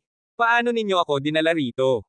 Mahigit 2 buwan ka nang walang malay, dapat pang 1 buwan bago ka gumaling. Naglagay si Sir Ona ng porma sayon sa iyong katawan at pinalakas ang proseso ng pagsipsup mo sa itim na lakas. Si Sir Ona. Parang nakapagkita na kayo at ang pagkikita ng mga pinsalang matagal nang hindi nagkita ay positibo. Nagtataka ako na pumayag siyang tulungan ako. Well, sa totoo lang, siya ang nagnais na tulungan ka. Parang may gustong talakayin sa iyo. Patuloy niya akong kinukulit. Kaya nagpa siya akong ipakita sa kanya ang iyong kalagayan at sabihin sa kanya na lumayo muna. Ngunit sinabi niyang maaari niyang pabilisin ang proseso, at mula sa hitsura, gumana ito. Pinag-usapan nila kung paano isinagawa ng mga emperador sila nang hindi alam ng anim na malalaking kapangyarihan. Ang simbahan, ang digmaang nangyayari, at iba pa. Matapos ang ilang sandali, nagsalita si Sam. Kaya ang apat na malalaking lakas sa ilalim na sumangkop sa apat na imperyo ay pundasyon ng simbahan, at sa swerte o kapalaran, sinira natin ang itim na tubig dito at kasama ang pagtatatag ng network, hindi nila nagawang gumawa ng kanilang kapangyarihan sa imperyo. Talagang hindi inaasahan. Ang mga lalaking bumabagsak, bahagi rin ba sila ng simbahan? Papunta na ako rito. Hindi gumawa ang simbahan ng anumang bagay sa atin hanggang ngayon. Ngayon nakakuha tayo ng pinakabagong ulat ng labanan at sinabi na dalawang maliliit na kapangyarihan ang nasa kontrol ng simbahan. Ngunit sa isa pang maliliit na kapangyarihan, natalo ang simbahan. Kahit ano ang tingnan natin, hindi ito magandang oras para harapin tayo. Hindi natin naiintindihan kung bakit nila ipinapadala ang mga tropa sa atin. Ipinaliwanag ni Philip. Sandali, hindi mo ba sinabi na ang mga tagasunod na nakita mo sa silangang kontinente ay lahat ay naglilinang sa malaking realidad at mas mataas? Bakit ang mga naglilinang sa yugto ng baguhan ang umaatake sa atin? Dapat bang ipadala nila sa atin ang mga naglilinang sa malaking realidad? Hindi sila direktang nagiging naglilinang sa malaking realidad, sila ay nagiging baguhan kapag sila ay na-convert at lalago hanggang sa maging naglilinang sa malaking realidad. Ibig sabihin, mga bagong na-convert na tagasunod sila. Nag-isip si Sam ng ilang sandali at naramdaman na may kakaiba. Kahit na siya ay hindi makatuon sa isang imperyo sa sulok kapag kailangan niyang labanan ang anim na malalaking kapangyarihan at sayangin ang kanyang mga sundalo na nagpapanatili ng digmaan. Biglang nagkaroon siya ng ideya at tanong. Gaano katagal bago sila maging naglilinang sa malaking realidad mula sa mga naglilinang sa yugto ng baguhan? 15 araw o higit pa. Matapos ang ilang sandali ng katahimikan, biglang nagsalita si Sam. Sa tingin ko, ang digmaan ay makakarating sa huling yugto sa loob ng 15 araw.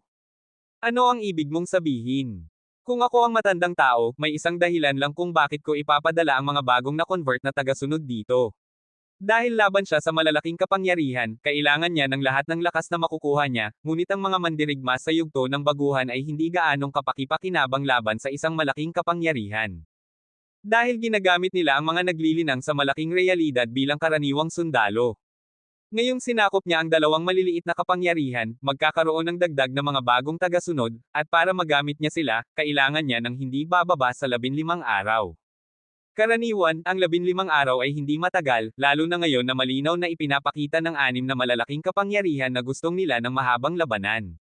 Ngunit hindi ito iniiwan para sa paparating na mahabang labanan at ipinapadala ang dagdag na tao para gumawa ng pinsala sa imperyo para harapin tayo sa tabi.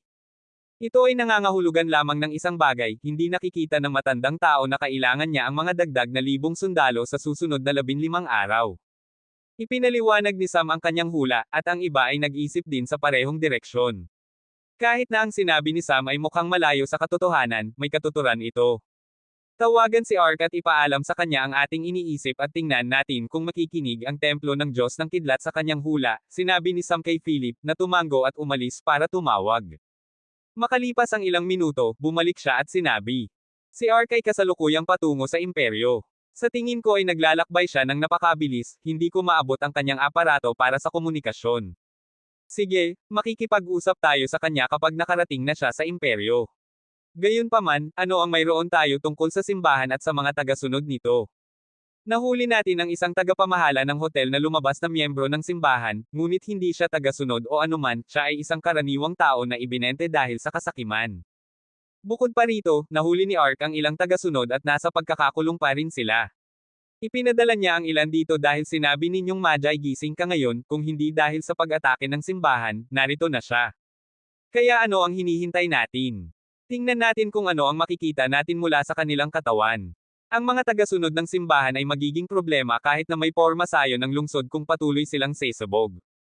Kailangan nating makahanap ng paraan para labanan sila bago ang susunod na alon. Matapos iyon, pumunta si Sam para kausapin si Sir Ona habang ang grupo ay pumunta para kunin ang mga nahuli. Salamat sa pagtulong sa akin. Salamat siya agad nang makita niya ito. Huwag mo akong pasalamatan, gusto ko lang nakausapin ka ng mas maaga, kaya gumawa ako ng pormasyong iyon. Tungkol doon, hindi mo ba alam na mapanganib ito? Maaari akong mamatay kung nabigo ang porma sayon. Hindi mo basta-basta magagamit ang mga bahagi ng aking katawan bilang node. Bakit ito mapanganib? Magaling ako sa paggawa ng simpleng pormasyong ito. Umiling si Sam at hindi na pinag-argumento siya. Gayunpaman, nagising siya ng mas maaga dahil sa kanya, kaya nagpa siya siyang huwag ng harapin ito. Ano ang gustong talakayin sa akin? Sa wakas ay napunta siya sa mahalagang paksa. Paano mo nalaman na susubukang patayin ako ng aking pamilya? Ito ba ang gustong talakayin? Oo, hula ko lang. Hula mo lang. Oo. Mula sa paraan ng iyong pagsasalita, naintindihan ko kung paano ka pinalaki at kung ano ang layunin mo para sa kanila, kaya hula ko kung ano ang mangyayari kung hindi mo kukuha ng espada ng anino, at iyon ang sinabi ko sa iyo. Ngunit bakit sila nagpakita ng ganitong pag-uugali? Nagsalita ako ng totoo. Haha, minsan ang katotohanan ay walang kabuluhan, Sir Ona. Sa iyong kaso, hindi ito kailanman nagkaroon ng kabuluhan.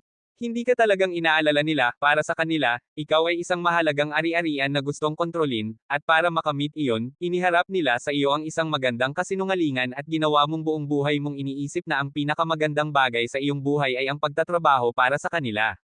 Ngunit hindi iyon katotohanan, ang nakita mo bago ka tumakas sa sekta ng Usaine ay ang tanging katotohanan. Hindi nagsalita si Sir Ona ng isang segundo, at makikita na ang kanyang magagandang mata ay naging basa. Ngunit bakit nila ako inisinungaling sa lahat ng oras? Bulungan niya ito sa sarili. Hindi sinagot ni Sam ang tanong. Kung masasabi niyang nauunawaan niya ang sitwasyon, sigurado siyang nauunawaan niya ito. Dahil dumaan siya sa parehong bagay noong nakaraang buhay. Naramdaman niya ang lahat ng emosyong nararamdaman mo ngayon. Sa sandaling iyon, maaari niyang madaling sagutin ang tanong mo kung bakit ka niloloko at kung bakit nila ginawa ang isang peking mundo sa paligid mo. Ngunit kung gagawin niya ito, hindi ka na maghahanap ng sagot sa sarili at lulugmok ka lang sa iyong kalungkutan. Ngunit ngayon, may pagpipilian ka. Maaari mong hanapin ang sagot sa iyong tanong ng mag-isa at tuklasin ang sarili mo ng higit pa. Kailangan mong hanapin ang sarili mong bagong buhay. Kabanata 358. Matapos kausapin si Sir Ona, na nag-isip ng malalim sa mga salita ni Sam, umalis siya para harapin ang mga nahuli. Naramdaman ni Sam na ang digmaang ito ay napakalaki para sa kanya. Ang matandang tao, dating pinuno ng Asosasyong Parmasyutiko, ay nakikipaglaban sa buong mundo at tila naghanda ng mabuti. Hindi niya kahit na seryosong isinasaalang-alang ang imperyo at ipinapadala ang mga tagasunod sa pamamagitan ng mga pinto ng espasyo ng basta-basta. Para kina Sam at sa kanyang mga kaibigan, sila ay mga maliit na tauhan lamang sa kanlurang kontinente. Halos imposible para sa kanila na gumawa ng anumang pagbabago sa digmaan gamit ang kanilang kakayahang lumaban at paglilinang. Ngunit may isang bagay na naramdaman ni Sam na dapat niyang gawin. Hindi ito pagbabago sa takbo ng digmaan o pagtalo sa kaaway ng mag-isa. Gusto niyang protektahan ang kanyang teritoryo at labanan ang lahat ng mga pag-atake na ito. Ang pinakamagandang paraan para ipagtanggol ang sarili ay huwag hayaan ang kalaban na umatake. Kaya ngayon, ang ideya ni Sam ay hanapin ang paraan para maimpluwensyahan ang digmaan upang hindi makakuha ng oras o mga tagasunod ang matandang tao para tumutok sa kanlurang kontinente.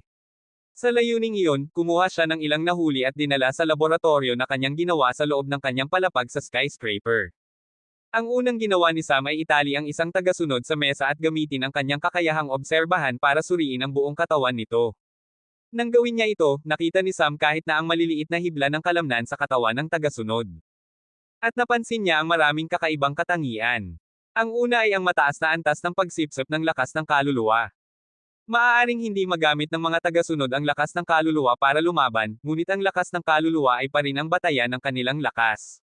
Napansin ni Sam na ang kanilang mga katawan ay sumisipsip ng lakas ng kaluluwa sa pamamagitan ng mga butas ng balat at ang mga hibla ng kalamnan ay patuloy na sumisipsip ng lakas ng kaluluwa at nagiging masiksik. Ito ay katulad ng sitwasyon ng tinutunaw niya ang kanyang katawan.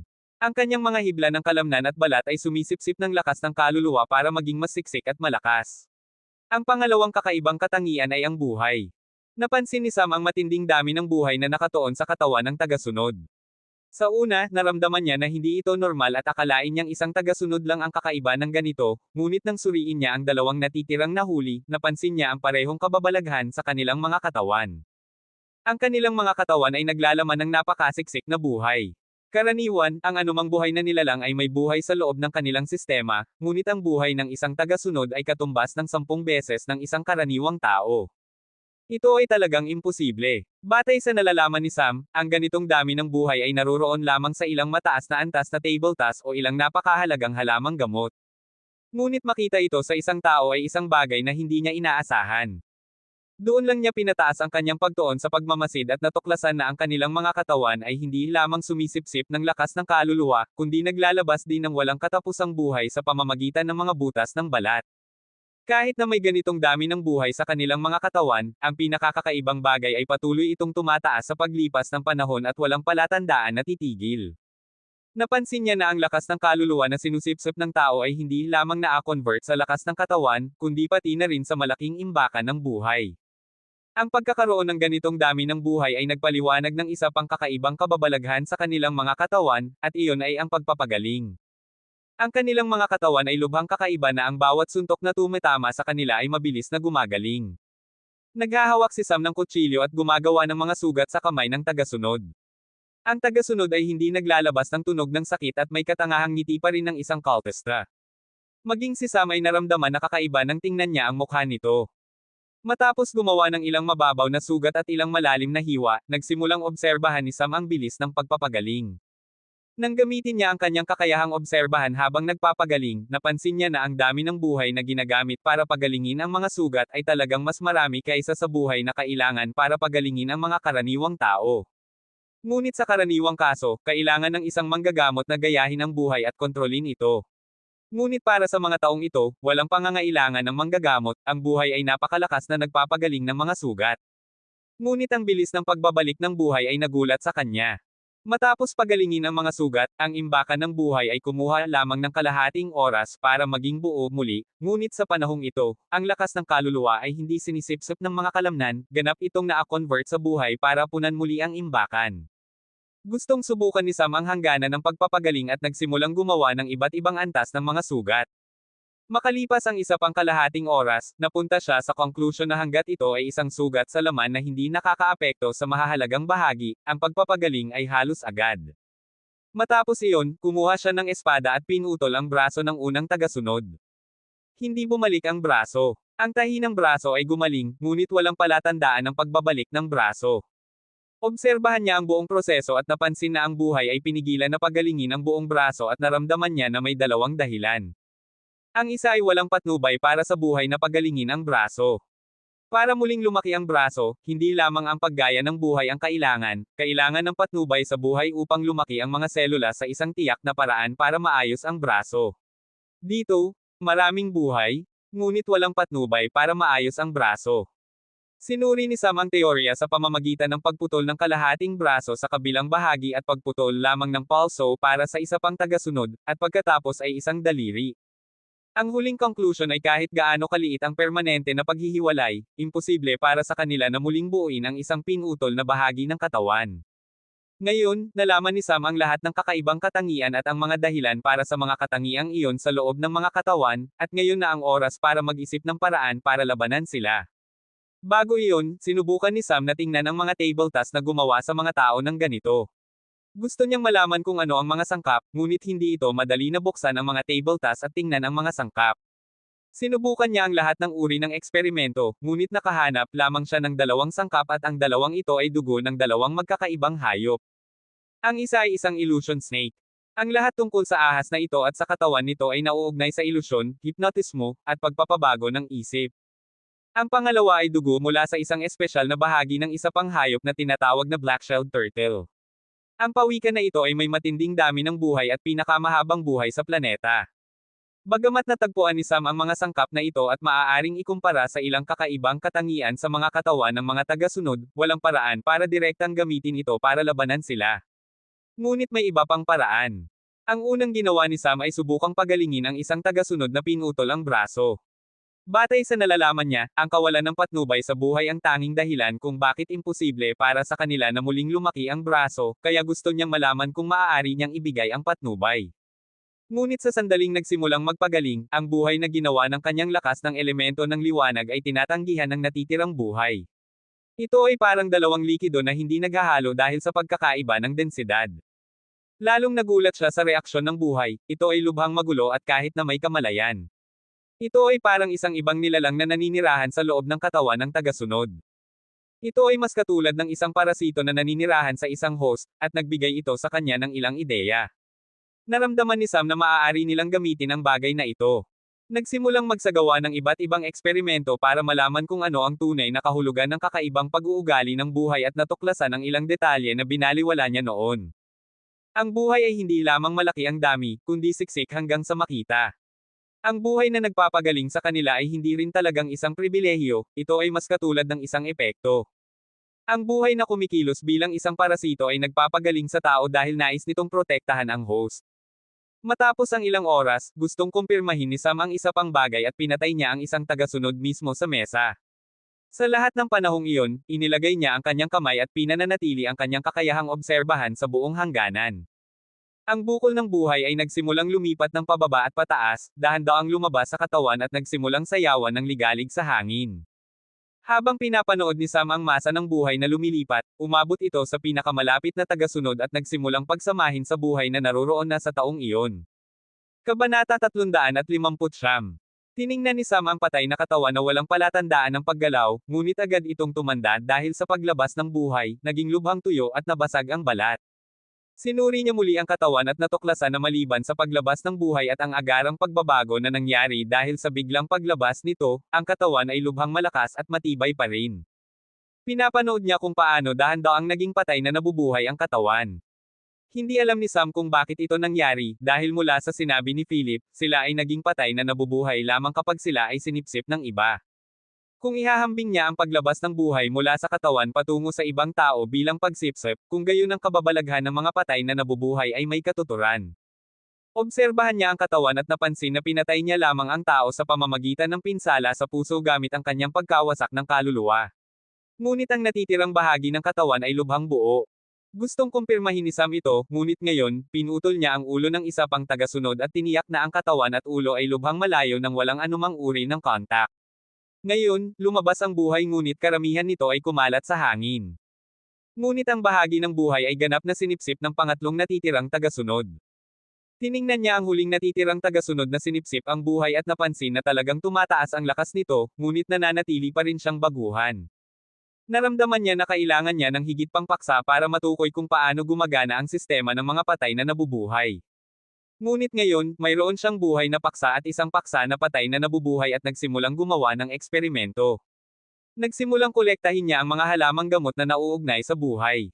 Nagsimulang mag-eksperimento siya sa lahat ng available na halamang gamot sa kanyang kamay at iba pang uri ng sangkap tulad ng dugo ng hayop at lahat ng bagay na nakuha niya. Lumipat siya ng eksperimento sa tore ng banal na dimensyon. Pinayagan niyang lumabas ang mga hayop sa skyscraper para makakuha sila ng libreng oras. Nagkita sila matapos ang ilang buwan, hindi nila alam ang sitwasyon, ngunit alam nila na may kakaiba kay Sam nang hindi sila makalabas. Ngunit sa kalungkutan nila, walang maraming oras para makipag-usap. Sa susunod na 3 araw, ginugol niya ang oras sa loob ng tore habang patuloy na ginagaya ang iba't ibang bagay na available sa kanya. Matapos ang mahabang panahon, hindi niya nagawa ang maraming bagay at sa wakas ay nagpa siya na gamitin ang mga bagay na mula kina Yanwo at iba pa. Matapos subukan ng maraming bagay, sa wakas ay nakakuha siya ng ilang resulta matapos subukan ang lahat at sinusubukang magpasya kung dapat niyang subukan ang kanilang dugo o hindi. Ito ay ang mga dumi ni Yanwo. Tama, nakakita siya ng ilang resulta nang makuha niya ang mga dumi ni Yanwo. Ang ideyang ito ay nagmula sa kanyang naobserbahan mula sa isa sa mga eksperimento na kanyang isinagawa noon. Minsan niyang inimbak ang mga dumi ni Yanwo sa loob ng banal na dimensyon at napansin na may kakaiba sa paligid ng hukay ng mga dumi. Mahigit sa kalahati ng sona ng elemento ng apoy sa banal na dimensyon ay puno ng mga damong elemento ng apoy na nagsisilbing pagkain para sa mga hayop na uri ng baka sa loob ng dimensyon. Si Ape ang may pananagutan na muling itanim ang mga ito kapag natapos. Lumakas ang damo sa lahat ng ibang hukay ng mga dumi na naglalaman ng mga dumi ng blazing earth bull at kahit na iba pang hayop na uri ng apoy. Ngunit ang isang hukay na naglalaman ng mga dumi ni Yanwo ay walang anumang uri ng damo sa paligid. Hindi ito dahil sa kawalan ng buhay, sa halip, ang buhay na naroroon sa lugar na iyon ay lubhang nabalisa dahil sa mga dumi na ito. Sa una, malapit na siyang sumuko at tumutok lamang sa maayos na pagtatanggol sa lungsod at ayaw makialam sa digmaan maliban na lamang kung siya ay kasangkot. Ngunit ngayon, gusto niya lang na gumawa ng huling pagsubok, naramdaman niya na ang buhay sa loob ng mga katawan ng mga taong ito ang susi para harapin ito. Ang mga dumi ni Yanwo ay hindi kapaki-pakinabang sa kanya hanggang ngayon at ang metano ay hindi rin sapat na nasusunog dahil sa paghahalo ng elemento ng liwanag sa lahi ng dugo ni Yanwo. Ang elemento ng liwanag na ito ay may ilang epekto sa buhay. Kumuha si Sam ng ilang mga dumi, karaniwang likido ang mga ito tulad ng anumang iba pang dumi ng ibon. Nagsimulang ay proseso ni Sam ito para gawing mas likido at ibinuhos sa tagasunod na buhay pa rin. At napansin niya ang pagkakaiba, ang maliit na dami ng pagbuhos ay agad na sinipsip ng katawan dahil sa nilalaman ng lakas ng kaluluwa at ang bukol ng buhay ay lubhang nabalisa. Ang bukol ng siksik na buhay ay nagsimulang kumalat at naging lubhang malabo. Ang maliit na dami ng buhay ay lumabas mula sa kanyang kamay at nagsimulang kumalat sa kapaligiran. Gumawa siya ng higit pang likido at nagsimulang baguhin ang konsentrasyon ng likido kasama ang iba't ibang halamang gamot na nakaimpluwensya sa buhay. Naglipis ang panahon. Lumabas siya ng tore lamang matapos niyang tapusin ang likido na tiyak na gagana sa mga tagasunod. Nang bumalik siya, may bagong alon ng pag-atake at dumating si Philip na may bagong ulat ng labanan mula sa malalaking kapangyarihan. Nakuha ng simbahan ang dalawa pang maliliit na kapangyarihan at natalo sa dalawa pang maliliit na kapangyarihan. Parang pinalakas nila ang proseso at parang tinatrato nila ang buong digmaan bilang isang labanan na buhay o patay. Parang nagmamadali ang simbahan, sila ay nakikipaglaban sa mga maliliit na kapangyarihan at tila hindi nila pinapahalagahan kung mananalo sila o hindi. Ngunit talagang dumami ang mga tagasunod na lumalabas sa kanlurang kontinente. Kahit ang ating lungsod ay ganap na nakapalibot ng mga tagasunod, ngunit walang nangangahulugang mga tao na bumabagsak mula sa kung saan dahil ang mga porma sayon ay isinaaktibo. At sa paraang ito, dumami ang mga patay na nabubuhay. Sa huling alon ng pag-atake, 20% ng mga tao na dumating ay patay na nabubuhay. Nag-isip si Sam ng sandali at tanong. Sinabi mo ba ang aking hula kay Ark? Ano ang sinabi niya? Sinabi niyang may katuturan ang iyong mga salita, ngunit walang balita mula sa templo ng Diyos ng Kidlat. Sige, ipadala ang likidong ito sa mga unang hanay at tingnan kung gagana. Kung hindi gagana, susubukan ko ang iba pang paraan. Huwag kalimutang itala ang buong proseso ng nangyari matapos gamitin ang likidong ito. Noong araw na iyon, lubhang malaking pagbabago ang nangyari sa sitwasyon ng digmaan sa loob ng kanlurang kontinente. Lalo na sa paligid ng lungsod ni Sam. Sa halip na ipaputok ang mga kanon ng epekto, ipinadala nila ang mga tambol na gawa sa kahoy na puno ng gininto ang kayumangging likido na ibinato sa hangin at bumagsak sa mga tagasunod ng simbahan. Ang mga tagasunod na nabasa ng likidong ito ay naramdaman na patuloy na sinipsip ng kanilang katawan at ang buhay na sumusuporta sa kanilang mga katawan at nagpapalakas sa kanilang mga katawan ay biglang parang bumagsak at naging lubhang mahina ang kanilang mga katawan. Sa harap ng mga nagulat na sundalo, nagsimulang mabilis silang tumanda at ang mga batang lalaki at babae ay naging matatanda. Nawala ang kanilang kalamnan, nahulog ang kanilang buhok at nagsimulang manginig ang kanilang mga paa dahil hindi nila matagalan ang bigat ng kanilang mga katawan sa isang sandali. Sa loob ng isang oras, ganap na nawala ang mga tropa ng walang bakas. Tanging ilang patay na nabubuhay ang natitira at natapos din sila sa loob ng ilang minuto. Tumakbo si Philip pabalik kay Sam, na nakaupo sa bubong ng skyscraper kasama ang iba niyang mga hayop. Namiss niya sila nitong nakalipas na ilang buwan. Kahit na hindi niya sila ikinulong sa loob ng tore. Sam, ano ang nasa loob ng likidong iyon? Ganap na natapos ang mga tropa sa isang iglap. Nagtatala ka ba ng lahat? Siyempre, ginawa ko. Ipadala ang talaan kay Ark. Tawagan siya sa pamamagitan ng tore ng komunikasyon at ipakita sa kanya. Sabihin sa kanya ang lahat ng epekto na nakita mo at hilingin sa kanya na ipadala ang balita sa templo ng Diyos ng Kidlat. Sam, hindi mo ba iniisip na magkakaroon ng mga problema mula sa malalaking kapangyarihan? Paano kung gusto nila ang buong likido? Ano ang kabuluhan? Walang silang paggamit dito matapos ang digmaan. Kahit na gusto nilang kumita sa likidong ito, kailangan nating tingnan kung gusto nila ng dagdag na kaaway maliban sa matandang tao sa panahong ito. Hindi tayo mga kabataan na sinusubukang gumawa ng paraan, Philip. Matatag na tayo. Maaaring hindi natin direktang gumawa ng anumang pagbabago sa digmaang ito gamit lamang ang ating mga kamao, ngunit ganap na ibang laruan kung gusto nilang pumunta at kumatok sa ating pintuan. Hindi ko alam ang tungkol sa iba pang bahagi ng mundo, ngunit maaari akong tiyakin sa isang bagay, kahit sino sa mundo, hindi nila tayo kayang patayin sa loob ng lungsod na ito. Kahit na kailangan nating mamatay, hihilahin ko ang tatlong naglilinang sa realidad ng kumpleto na kasama natin. Hindi natin kailangang matakot sa sinumang tao, sa sandaling ito, ginagawa natin silang pabor.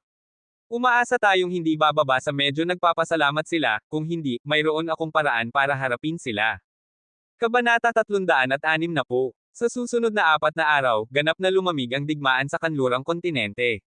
Ipinadala ni Sam ang mga bar aisles ng likido sa natitirang mga lungsod sa pamamagitan ng serbisyo ng tren, at sa loob ng isang linggo, halos lahat ng lungsod ay nakatanggap ng mga bar aisles na may likido at ang mga tagasunod ay naging karne sa talim ng kutsilyo para madaling patayin. Sa ika-4 na araw, may isang bisita sa lungsod ni Sam. Inaasahan ni Sam na darating ang isa sa kanila ng mas maaga, at ang taong iyon ay si Art, ngunit dumating lang siya ngayon. Ngunit mula sa bisitang dinala niya, naiintindihan niya ang pagkaantala. Ang bisitang dumating ay walang iba kundi si Moria, ang pinuno ng mga naglilinang sa realidad ng pagkabuo sa loob ng templo ng Diyos ng Kidlat. Nang makuha ni Sam ang balita na dumating sina Ark at Moria, hilingin niya sa isang tagapaglingkod na dalhin sila sa isang silid ng pulong sa loob ng skyscraper. "Kamusta ka na?" Bati ni Sam sa dalawa nang pumasok siya sa silid ng pulong. Matapos magpalitan ng ilang magalang na pagbati, diretso na napunta si Moria sa mahalagang paksa. "Paano mo nakuha ang likidong iyon?" Ginawa ko ito ng mag-isa." "Ginawa mo ito ng mag-isa." Ngunit kahit na ang mga master ng tableta at manggagawa ng potyo ng 6 na malalaking kapangyarihan ay malayo pa sa pagbuo ng lunas para sa mga tabletang iyon, at mula sa nalalaman natin, hindi dapat na maganda ang kalagayan ng iyong kalusugan para magsagawa ng malawak na pagsasaliksik. Kaya ano ang gustong sabihin mo sa pagtukoy sa lahat ng ito? Sa tingin mo ay ninakaw ko ito sa inyo o sa tingin mo ay ninakaw ko ang ideya mula sa isa sa inyong mga manggagawa? Hindi yun ang ibig kong sabihin. Kaya ano ang ibig mong sabihin, G. Morie? Dahil ang mga taong inyong kinuha ay walang solusyon, gusto ninyong ang iba pang bahagi ng mundo ay manahimik na lang. Maniwala ka man o hindi, ito ay isang bagay na ginawa ko ng sarili kong pagsisikap. Gayunpaman, minsan ay hindi kailangang hanapin ang lunas para sa pangunahing sanhi, maraming iba pang paraan kung ang taong naghahanap ng solusyon ay sapat na nababaluktot. Talagang nagalit si Sam sa tanong ni Moria. Hindi niya alam kung ano ang gustong makamit ng huli sa pagtatanong tungkol sa kung paano niya nakuha ang likido, maaaring sinusubukang ilagay kay Sam ang pagiging kakilala ng matandang tao at gawing kasangkot siya sa digmaan. Sa ganitong paraan, ayon sa kanilang plano, magiging desperado si Sam at ibibigay ang lahat ng likido at Trace Eta ng libre para linisin ang kanyang pangalan. Ngunit malinaw na binababaan ng halaga ng templo ng Diyos ng Kidlat o anumang iba pang kapangyarihang nasa likod nito ang katalinuhan ni Sam. Tumayo si Sam mula sa kanyang upuan habang inaayos ang kanyang damit at sinabi, "Paumanhin. Sa tingin ko ay hindi ko kayo matutulungan sa anumang bagay at ayokong tumulong sa inyo ngayong tila mayroon kayong ilang pagdududa. Umaasa akong bumalik kayo at alisin ang inyong mga pagdududa bago bumalik para talakayin. Ngunit matapos ito, lubhang nag-aalinlangan akong mayroon tayong kapakipakinabang na talakayan." Sa mga salitang iyon, malapit nang umalis si Sam sa silid, ngunit pinigilan siya ni Ark at sinabi, "Sam, sigurado akong hindi iyon ang ibig sabihin ni Moria, naiintindihan mo naman ang sitwasyon, di ba? Mangyaring huwag gawin ito." Tumingin si Art kay Moria at sinubukang ipahiwatig ang isang bagay gamit ang kanyang mga mata. Tumingin si Sam sa dalawa at sinabi, "Bibigyan ko kayo ng pribadong oras habang ako ay nag-aayos ng isang bagay. Kapag bumalik ako, maaari tayong makipag-usap, kung talagang mayroon tayong talakayan." Sa mga salitang iyon, umalis si Sam sa silid at iniiwan ang dalawa ng mag-isa. "Ano ang problema sa iyo, Moria?" Hindi nakatago ni Ark ang pagkabigo sa kanyang boses. Bumantong hininga rin si Moria at sinabi, "Ano ang gusto mong gawin ko? May mga utos akong sundin. Hindi ko alam kung anong uri ng utos ang mayroon ka at kung ano ang mga layunin na nasa isip nila, ngunit tiwala ka sa akin. Huwag mong subukang labagin ang iyong swerte sa harap niya. Napakatalino at nakamamatay ng kanyang isip para hayaan iyon at gagawa ka ng isang bagong kaaway, at hindi ko na kailangang sabihin sa iyo kung gaano kalala na gawin siyang kaaway. Dahil naririnig ko lang ang mga detalye tungkol sa paksayon ng hayop, ngunit sigurado akong alam mo ng higit pa sa akin. Hindi mo lang makalimutan ang kakayahan niyang gawin dahil siya ay malayo sa eksena ng ilang buwan. Sa katunayan, kung talagang nawala siya ng ilang buwan, mag-aalala ako kung ano ang kanyang pinaplano sa lahat ng panahong ito. Bigyan mo lang siya ng kung ano ang gusto niya at kunin ang kung ano ang kailangan mo. Matagal na ba maantong hininga si Moria? Maging siya ay naramdaman na ang buong katatawanan ay katangahan. Ang kanyang mga utos ay simple, ilagay ang ilang pagdududa kay Sam. At bakit nila ginagawa ito? Para iwasan ang halagang kailangan nilang bayaran para sa kung ano ang dadalhin ni Sam sa digmaan. Ngunit iyon ay simpleng kasakiman at tahasang pagbababa ng halaga ng katalinuhan ni Sam.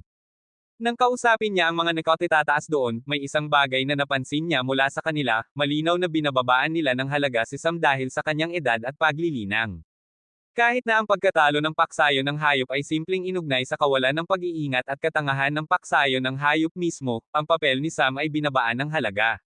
At may isang dahilan para mangyari ito, isa sa mga pangunahing katangian ng mga tao, malamang nilang husgahan ang mga tao batay sa kanilang sariling pamantayan. Ang lahat ng nakatitaas ay may isang bagay lang sa isip. Magagawa ba nila ito noong sila ay nasa edad ni Sam? Kapag ang kanilang sagot ay hindi, iisipin nila na ang nangyari ay katatawanan at walang paraan para kumbansihin ang kanilang katangahan at piling kawalan ng kaalaman. Samantala, sa loob ng gitnang kontinente, isang grupo ng mga tao ang tumatakbo at ang nangunguna ay walang iba kundi ang dating pinuno ng paksayo ng hayop, ang ama ni Sanjay. Pinamumunuan niya ang isang grupo ng 6 na naglilinang sa realidad ng paglampas habang sinusuri niya ng bahagya ang gitnang kontinente. Ginagawa niya ito mula noong araw na kinumpirma na ang matandang tao ang pinuno ng simbahan. May 4 pang koponan na katulad nito na ipinadala sa gitnang kontinente. Narito sila dahil gustong hanapin ang lugar kung saan nakatira ang matandang tao at ang natitirang bahagi ng kanyang koponan. Ang lugar na sinuri ng mga tao sa loob ng gitnang kontinente ay hindi malawak at ang mga lugar na kailangang suriin ay hindi rin malaki. Bukod pa rito, ang Fortune Tower, na dalubhasa sa panghuhula, ay sinusubukang tingnan kung saan ang hinaharap na sentro ng digmaan at kung saan ito nagsisimula. Ngunit dahil napakalakas ng matandang tao, kahit na ang pinuno ng Fortune Tower ay nahihirapang ipakita ang tumpak na lokasyon, ngunit nagbigay siya ng isang lugar na pamamahalaan para suriin nila. Tungkol sa tulong ng Sear Tower, ganap na wala na ito sa kanilang kontrol, mahigit sa kalahati ng mga nakatitaas ng Sear Tower ay nawawala mula sa mga pagsusuri sa hatol. Kalahati ng mga eksperto ng Sear Tower ay nasa kamay ng matandang tao. Bukod pa rito, mahigit sa kalahati ng mga nakatitaas ng Space Gate Association ay may malawak na akses sa iba pang bahagi ng mundo, alam nila na mahirap labanan ang matandang tao sa ganitong paraan at sinusubukang hanapin ang kanyang kanlungan. Hindi maraming lugar ang hindi pa nasisiyasat sa mundo, at maliban sa gitnang kontinente, walang mas mahusay na lugar para magtago. Habang naghahanap ang ama ni Sanjay ng lugar ng ilang araw, halos natakpan niya ang buong rehiyon at may maliit na lugar na natitira para suriin. Makalipas ang mahigit 1 oras, sa wakas ay nakarating sila sa isang dalampasigan at nagulat siya sa tanawin doon. Maraming tagasunod ang nakapalibot sa ilang plataporma kung saan ang iba't ibang tao ay nakaupo na ang mga mukha ay natatakpan ng mga ginintoang maskara. May mahigit sa 30 mataas na pari sa realidad ng paglampas na sumisipsip ng lakas ng mga tagasunod isa-isa. Ang mga tagasunod na sinipsip ay naging patay na nabubuhay at ang lahat ng patay na nabubuhay ay ipinapadala sa iba't ibang pinto ng espasyo na malapit sa kanila.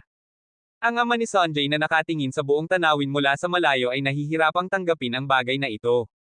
Mula sa nalalaman niya, ang lahat ng naglilinang sa realidad ng paglampas na ito ay sinusubukang maging naglilinang sa realidad ng kumpleto. Gustong niyang kumilos at tapusin ang ilan sa kanila habang hindi pa sila handa, ngunit sa kalungkutan niya, nakakita siya ng isang bagay na lalong nakakatakot. May 4 na tao na nakasuot ng mga ginintoang maskara na lumabas mula sa mga tolda at nagulat siya sa kanilang presensya. Lahat sila ay naging naglilinang sa realidad ng kumpleto. Sa lahat ng panahong ito, akala nila na may isang lang naglilinang sa realidad ng kumpleto at iyon ang dahilan kung bakit hinahabolan ng matandang tao ang labanan. Ngunit mula sa hitsura, naiintindihan niya na hindi hinahanap ng matandang tao ang isang labanan na nagpapanatili ng tibay.